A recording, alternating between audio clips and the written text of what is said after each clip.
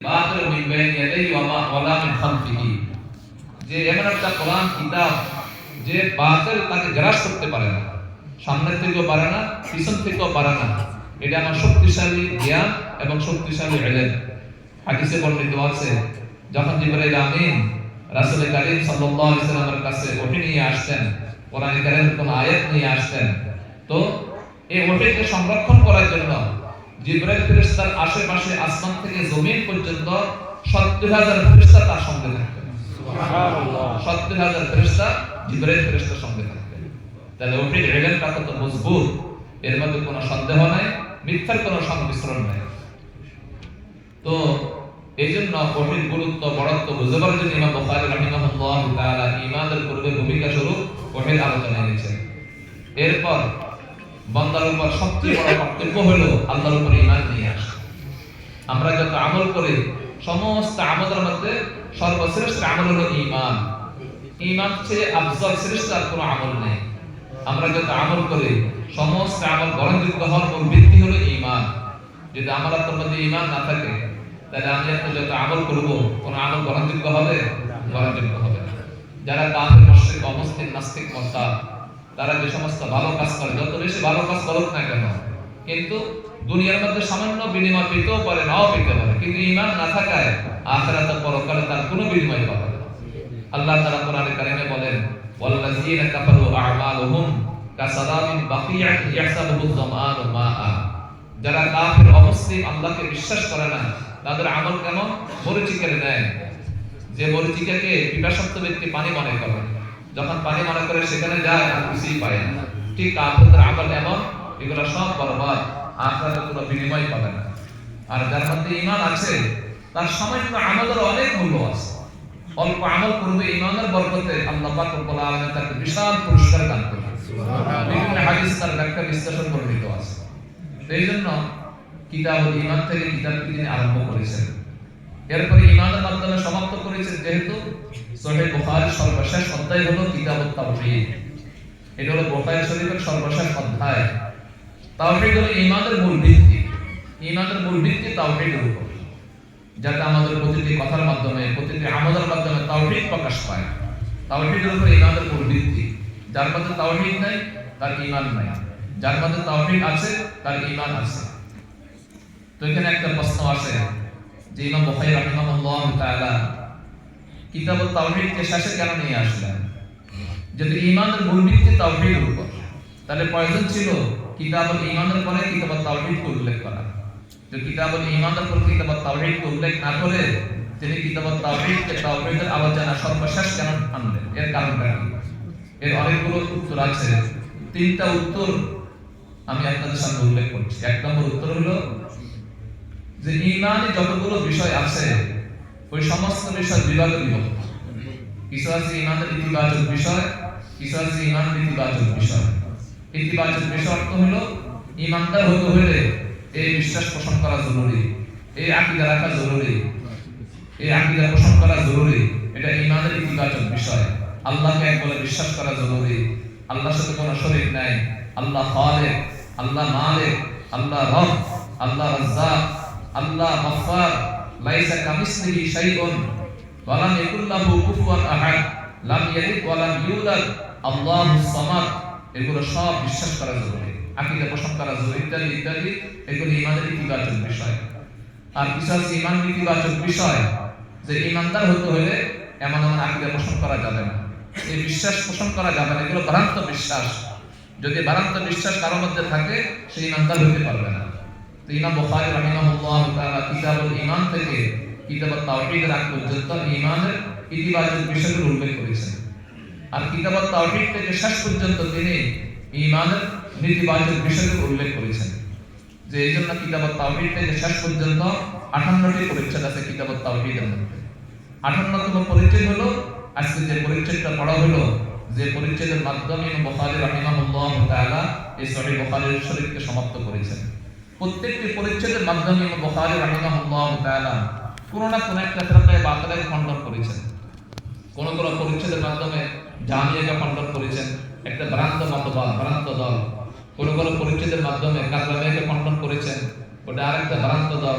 কোন কোন পরিচ্ছেদের মাধ্যমে মুরজিয়াকে খণ্ডন করেছেন আরেকটি ভ্রান্ত দল, কোন কোন পরিচ্ছেদের মাধ্যমে কাদরিয়াকে খণ্ডন করেছেন আরেকটি ভ্রান্ত দল, কোন কোন পরিচ্ছেদের মাধ্যমে তিনি খাওয়ারিজকে খণ্ডন করেছেন আরেকটি ভ্রান্ত দল, কোন কোন পরিচ্ছেদের মাধ্যমে তিনি মুতাজিলাকে খণ্ডন করেছেন আরেকটি ভ্রান্ত দল। প্রত্যেকটি বাবের মাধ্যমে কোন না কোন একটা ভ্রান্ত দলকে খণ্ডন করেছেন। এটা হলো 58তম বাব, বাবু কাউলিল্লাহি তাআলা ওয়া নাযাউল মাওয়াজিন আল কিসত লিয়াউমিল কিয়ামা। এটা হলো 1 নম্বর জবাব। 2 নম্বর জবাব হলো ইমাম বুখারী রাহিমাহুল্লাহ তাআলা কিতাব আত-তাওহীদ কে শেষে এই কথা বোঝাতে চাচ্ছেন যে ইসলাম তো পরিপূর্ণ তাওহীদকে বলা হয়। ইসলাম পরিপূর্ণ তাওহীদের না। তাওহীদ আছে, ইসলাম আছে, তাওহীদ নাই, ইসলাম নাই। আকীদাগতভাবে, আমলীগতভাবে যেন প্রত্যেকটি আমাদের মাধ্যমে তাওহীদ প্রকাশ পায়, ঈমানি কথাগুলোর মাধ্যমে তাওহীদ প্রকাশ পায়। ইসলাম তো তাওহীদকে বলা হয়, ইসলাম পরিপূর্ণ তাওহীদের না। 3 নম্বর উত্তর হলো ইমাম বুখারী রাহিমাহুল্লাহ তাআলা কিতাব আত-তাওহীদ কে শেষে তার উদ্দেশ্য হলো যে রাসূল কারীম সাল্লাল্লাহু আলাইহি সাল্লামের একটা হাদিসের উপরে আমল করা। সেই হাদিসটা কি? রাসূল কারীম সাল্লাল্লাহু আলাইহি সাল্লাম বলেছেন, মান কানা আখিরু কালামিহি লা ইলাহা ইল্লাল্লাহু দাখালাল জান্নাহ। সুবহানাল্লাহ। যে ব্যক্তির সর্বশেষ কথা হবে লা ইলাহা ইল্লাল্লাহ, সে জান্নাতে প্রবেশ করবে। সুবহানাল্লাহ। যদি কোনো ব্যক্তি লা ইলাহা ইল্লাল্লাহ বলতে বলতে মৃত্যুবরণ করে, বা যদি কোনো ব্যক্তি লা ইলাহা ইল্লাল্লাহর বিশ্বাস শুরু করে, এই কালিমার স্বীকৃতির উপরে কোনো ব্যক্তি মৃত্যুবরণ করে, সে অবশ্যই জান্নাতে যাবে, কোনো সন্দেহ নেই। ইমাম বুখারী রাহিমাহুল্লাহ তাআলা এই হাদিসের উপর আমল করার জন্য কিতাব আত-তাওহীদ কে শেষে এনেছেন, যেহেতু তাওহীদের মূল ভিত্তি কালিমা লা ইলাহা ইল্লাল্লাহ। আল্লাহ পাক রব্বুল আলামিন আমাদের সকলকে এই কালিমার উপরে মৃত্যুবরণ করার তৌফিক দান করেন। তাওহীদের উপর আল্লাহ তাআলা আমাদেরকে মওত দান করেন সকলকে। আমিন। তো সর্বশেষ পরিচ্ছেদ 58তম পরিচ্ছেদ, বাবু কাউলিল্লাহি তাআলা ওয়া নাযাউল মাওয়াজিন আল কিসত লিয়াউমিল কিয়ামা। ইমাম বুখারী রাহিমাহুল্লাহ তাআলা বলেন যে আল্লাহ তাআলা ইরশাদ করেন, আমি কিয়ামতের দিন ইনসাফের পাল্লা প্রতিষ্ঠা করব। এই পরিচ্ছেদের মাধ্যমে ইমাম বুখারী রাহিমাহুল্লাহ তাআলা একটা ভ্রান্ত দলের ভ্রান্ত বিশ্বাসকে খণ্ডন করেছেন। এই ভ্রান্ত দলের নাম হলো ফিরকায়ে মুতাজিলা। তাদের অনেকগুলো ভ্রান্ত বিশ্বাস আছে। তার মধ্যে একটা ভ্রান্ত বিশ্বাস হলো যে হাসর ময়দানে আল্লাহ পাক রব্বুল আলামিন বান্দার আমলকে ওজন করবেন না। নাউযুবিল্লাহি মিন যালিক। এটা একটা ভ্রান্ত বিশ্বাস। এটা কোরআনে কারীমের আয়াতের পরিপন্থী, রাসূল কারীম সাল্লাল্লাহু আলাইহি সাল্লামের হাদিসের পরিপন্থী, ইতবা উম্মতের পরিপন্থী। যদি কোনো মুমিন এই কথা বিশ্বাস করে, এই ধারণা পোষণ করে যে হাসর ময়দানে আল্লাহ পাক রব্বুল আলামিন বান্দার আমলকে পরিমাপ করবেন না, তার ঈমান থাকবে, তার ঈমান নষ্ট হয়ে যাবে। তো ইমাম বুখারী রাহিমাহুল্লাহ তাআলা তাদের ভ্রান্ত বিশ্বাসকে খণ্ডন করার জন্য এই পরিচ্ছেদে কোরআনে কারীমের আয়াত এনেছেন যে দেখো আল্লাহ তাআলা বলেন ওয়া নাযাউল মাওয়াজিন আল কিসত লিয়াউমিল কিয়ামা। আল্লাহ তাআলা যে হাসর ময়দানে বান্দার আমলকে পরিমাপ করবেন, আর অনেকগুলো আয়াত আছে কোরআনে কারীমে। আল্লাহ তাআলা বলেন যে فأما من ثقلت موازينه فهو في عيشة راضية وأما من خفت موازينه فأمه هاوية। আর বহু আয়াত আছে যে সমস্ত আয়াতের মাধ্যমে এটা স্পষ্ট প্রমাণিত হয় যে হাসর ময়দানে, কিয়ামতের ময়দানে আল্লাহ তাআলা বান্দার আমলকে পাল্লা দ্বারা পরিমাণ করবেন। তো আল্লাহ তাআলা বলেন আমি কিয়ামতের দিন ইনসাফের পাল্লা প্রতিষ্ঠা করব। ইনসাফের পাল্লার মাধ্যমে কি করা হবে কিয়ামতের দিন? ইমাম বুখারী বলেন ওয়া আন্না আমাল বনি আদম ওয়া কাওলুহুম ইউজান। ইনসাফের পাল্লার মাধ্যমে আল্লাহ তাআলা প্রত্যেক আদম সন্তানদের প্রত্যেকটি কথাকে ওজন করবেন আর প্রত্যেকটি আমলকে ওজন করবেন। প্রত্যেকটি কথাকে ওজন করবেন, প্রত্যেকটি আমলকে ওজন করবেন। এখন কি আল্লাহ পাক রব্বুল আলামিন ওজন করার জন্য পাল্লা একটাই প্রতিষ্ঠা করবেন না অনেকগুলো প্রতিষ্ঠা করবেন? এই ব্যাপারে কেউ কেউ বলেন যে যেহেতু আমাদের আমল বিভিন্ন ধরনের, কিছু আমল আছে ফরজ ওয়াজিব, কিছু আমল আছে নফল। তো আল্লাহ পাক রব্বুল আলামিন ফরজ ওয়াজিবকে মাপার জন্য ভিন্ন পাল্লা প্রতিষ্ঠা করবেন, নফল আমলকে মাপার জন্য ভিন্ন পাল্লা প্রতিষ্ঠা করবেন। এই জন্য কোরআনে কারীমের আয়াত ওয়া নাযাউল মাওয়াজিনা, মাওয়াজিনাকে বহুবচন আনা হয়েছে, তার একবচন মিজান। আবার কেউ কেউ বলেন যে না, প্রত্যেক আদম সন্তানের আমলকে মাপার জন্য ভিন্ন ভিন্ন পাল্লা প্রতিষ্ঠা করা হবে। তাহলে কত লাখ ও কোটি পাল্লা হয়ে যাবে। এই সাথে মাওয়াজিনকে বহুবচন আনা হয়েছে। কিন্তু অধিকাংশ উলামায়ে কেরামদের মতামত, যেটা বিশুদ্ধতম মতামত, সেটা হলো পাল্লা একটাই হবে। আল্লাহ প্রত্যেকের আমলকে মাপার জন্য একটা পাল্লা প্রতিষ্ঠা করবেন। তো পাল্লাটা বড় বিশাল, বিশালতা বুঝাবার জন্য, তার বড়ত্ব বুঝাবার জন্য মাওয়াজিনকে বহুবচন আনা হয়েছে। কতটা বিশাল হবে পাল্লাটা। তাফসীরে মাযহারিতে হাদিস বর্ণিত আছে, হাদিস বর্ণনাকারী সালমান ফারসি রাদিয়াল্লাহু তাআলা তিনি বলেন রাসূল কারীম সাল্লাল্লাহু আলাইহি ওয়াসাল্লাম ইরশাদ করেন, হাসর ময়দানে যে পাল্লার মাধ্যমে বান্দার আমলকে ওজন করা হবে সে পাল্লা এত বড় বিশাল হবে, যদি সাত আসমান সাত জমিনকে সে পাল্লার ভিতরে ঢুকাই দেওয়া হয় এরপরে পাল্লা পড়বে। সুবহানাল্লাহ, পাল্লা কত বড় বিশাল হবে। হযরত দাউদ আলা নবিয়িনা ওয়া আলাইহিস সালাতু ওয়াস সালাম আল্লাহ পাক রব্বুল আলামিনকে প্রশ্ন করেছিলেন, আল্লাহ আপনি যে হাসর ময়দানে বান্দার আমলকে মাপার জন্য পাল্লা প্রতিষ্ঠা করবেন সে পাল্লাটা এত বড় বিশাল হবে, সাত জমিন সাত আসমানকে পাল্লা দেওয়া হবে তারপরে পাল্লা ভরবে না। তো আপনার এমন কোন বান্দাবান্দি আছে যে বান্দাবান্দি এত বেশি আমল করতে সক্ষম যে তার নেকামল দ্বারা পাল্লা ভরে যাবে? কার সামর্থ্য আছে? এটা হলো দাউদ আলাইহিস সালাম আল্লাহকে প্রশ্ন করেছেন। তা আল্লাহ পাক রব্বুল আলামিন দাউদ আলাইহিস সালামকে জবাবে বললেন, দাউদ শোনো, আমার যে বান্দাবান্দি একমাত্র আমি আল্লাহকে রাজি করার জন্য, আমি আল্লাহকে সন্তুষ্ট করার জন্য ইখলাসের সাথে আমি আল্লাহর পথে একটা খেজুর দান করবে, ইখলাসের বরকতে ওই খেজুরের সওয়াব দ্বারাই আমি পুরো পাল্লাকে ভরে দেব। সুবহানাল্লাহ, এটা ইখলাসের কত বরকত। আজ আমরা কিছু দান খয়রাত করলে হুজুরকে বাধ্য করে হুজুরকে মাইকে বলি দেন, এটা মারহাবা দেন, এটা নারে তাকবীর দেন, এটা সবাইকে জানাই দেন, এটা ইখলাসের পরিচয়। ইখলাসের সাথে দিতে হবে। ইখলাস হচ্ছে একটা খেজুর দান করলে কত বড় সওয়াব। এই জন্য মিজানের পাল্লায় বান্দার আমল ভারী হবে দুটো মাধ্যম। একটা মাধ্যম হলো রাসূল কারীম সাল্লাল্লাহু আলাইহি ওয়াসাল্লামের সুন্নতের ইত্তেবা, দুই নম্বর হলো ইখলাস। যে আমলের মধ্যে নবীজির সুন্নাত থাকবে এবং ইখলাস থাকবে ওই আমলটা মিজানের পাল্লা বেশি ভারী হবে। তাই আমরা যে কোনো আমল করব অল্প করি, বেশি করার প্রয়োজন নাই, অল্প করি এই আমলটা করব রাসূল কারীম সাল্লাল্লাহু আলাইহি ওয়াসাল্লামের সুন্নাত অনুযায়ী, আদর্শ অনুযায়ী আর ইখলাসের সাথে। এই দুটো আমল যদি পাওয়া যায় তাহলে আমি একটা অল্প আমল করব, তার সওয়াব হবে অনেক বেশি, মিজানের পাল্লা ভরে যাবে আলহামদুলিল্লাহ। আর অনেক অনেক আমল করলাম, ওই যে 3 দিনা পালন করে, 10 দিনা পালন করে, 40 করে, মৃত্যুবার্ষিকী করে, জন্মবার্ষিকী করে, কারণ এরকম ইখলাস নাই, ইত্তেবা সুন্নাত নাই, এগুলো বরবাদ হয়ে যায়, তার কোনো সওয়াব পাওয়া যায় না। আল্লাহ পাক রব্বুল আলামিন আমাদের সকলকে ইখলাসের সাথে প্রতিটি আমল করার তৌফিক দান করুন। আমিন। ওয়া আন্না আমাল বনি আদম ওয়া কাওলাহুম ইউজান। এখানে একটা প্রশ্ন হয়, এমন বস্তুকে মাপা যায় যে বস্তুর দেহ আছে, শরীর আছে, প্রস্থ আছে, দৈর্ঘ্য আছে, দেহহীন যে বস্তুর কোনো দেহ নাই, শরীর নাই, দৈর্ঘ্য নাই, প্রস্থ নাই, যে বস্তুকে ধরা যায় না, এই বস্তুকে মাপা যায়? এই বস্তু মাপা যায় না। এই জন্য মুতাজিলা ইশকাল এখানে প্রশ্ন করেছিল, যে তারা প্রশ্ন করেছিল যে আমাদের তো কোনো আকার আকৃতি নাই, দেহ নাই, শরীর নাই, দৈর্ঘ্য নাই, প্রস্থ নাই, এই আমলকে হাসর ময়দানে মাপা হবে কিভাবে, ওজন করা হবে কিভাবে? তো এখন তো আগেকার যুগে এর উত্তর বোঝা কঠিন ছিল, তো বর্তমান যুগে এর উত্তর বোঝা একবারে সহজ, এটা কোনো কঠিন নয়। অনেকে বিভিন্ন জবাব দিয়েছেন। আব্দুল্লাহ ইবনে আব্বাস রাদিয়াল্লাহু তাআলা আনহুমা বলেন, বান্দার আমল নামাকে মাপা হবে, বান্দার আমল নামাকে মাপা হবে, আমলকে মাপা হবে না।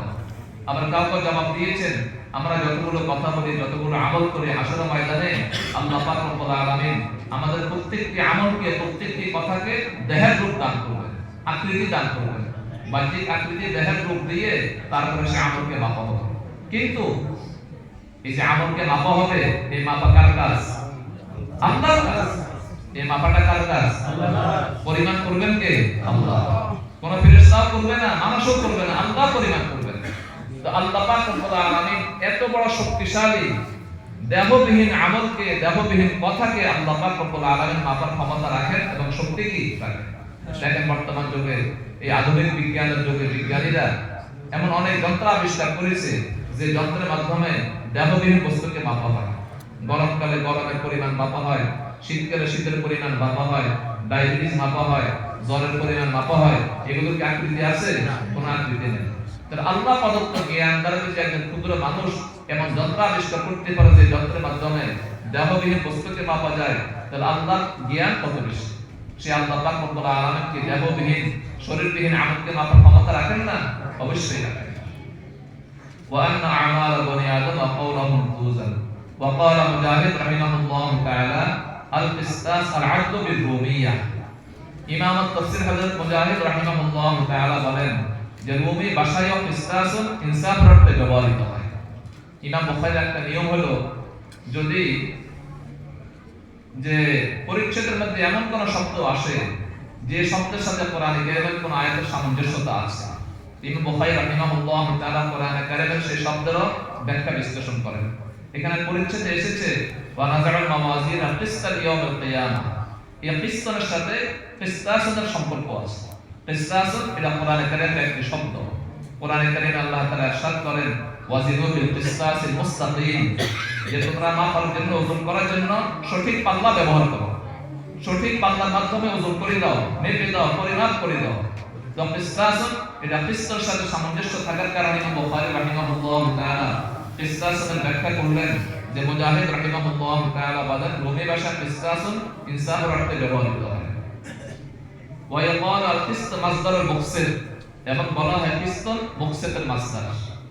এটা যারা ছাত্রীরা পড়াশোনা করেছেন এবছর দাওরা হাদিস শরীফ থেকে তারা বুঝবেন কিসত সুলাসি মুজাল্লাদ আর মুকসিত সুলাসি মুজিদ্দি। সুলাসি মুজাল্লাদ সুলাসি মুজিদ্দির মাসদার হতে পারে কিভাবে? এটা তো আকলে আসে না, জ্ঞানে আসে না। তো উলামা একরাম তার বহু জবাব দিয়েছেন, আমি শুধু একটা জবাব উল্লেখ করব। সেই জবাবটা হলো ইমাম বুখারী রাহিমাহুল্লাহ তাআলা কিসত মুকসিতের মাসদার এই কথা বলে, এই কথা বোঝানোর উদ্দেশ্য যে কিসত শব্দটা দুই অর্থে ব্যবহৃত হয়। কিসত শব্দটা দুই অর্থে ব্যবহৃত হয়, এক অর্থ হলো ইনসাফ আর এক অর্থ হলো জুলুম। এটা ইনসাফের অর্থ ব্যবহৃত হয়, জুলুমের অর্থ ব্যবহৃত হয়।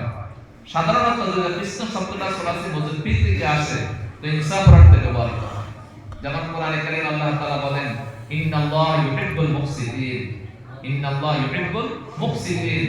আল্লাহ তাআলা ইনসাফকারীদেরকে ভালোবাসেন, ইনসাফকারীদেরকে মহব্বত করেন। আর যদি কিসত শব্দটা মুজাররাদ থেকে ব্যবহৃত হয় তো সাধারণত জুলুমের অর্থে আসে, জুলুমের অর্থে ব্যবহৃত হয়। যেমন কোরআনে কারীমে আছে আল্লাহ তাআলা বলেন ওয়া আম্মাল কাসিতুনা ফাকানু লিজাহান্নাম হাতাবা, যারা জালেম অত্যাচারী তারা জাহান্নামের ইন্ধন হবে, জাহান্নামের লাকড়ি হবে। কিন্তু যদি কিসত সুলাসি মুজাররাদ থেকে আসে তো কখনো কখনো ইনসাফের অর্থে ব্যবহৃত হয়, ইনসাফের অর্থ আসে। যেমন কোরআনে কারীমে আল্লাহ তাআলা বলেন ওয়া ইন হাকামতা ফাহকুম বাইনাহুম বিল কিসত, যখন তুমি ফয়সালা করবে, কোন মামলা সিদ্ধান্ত করবে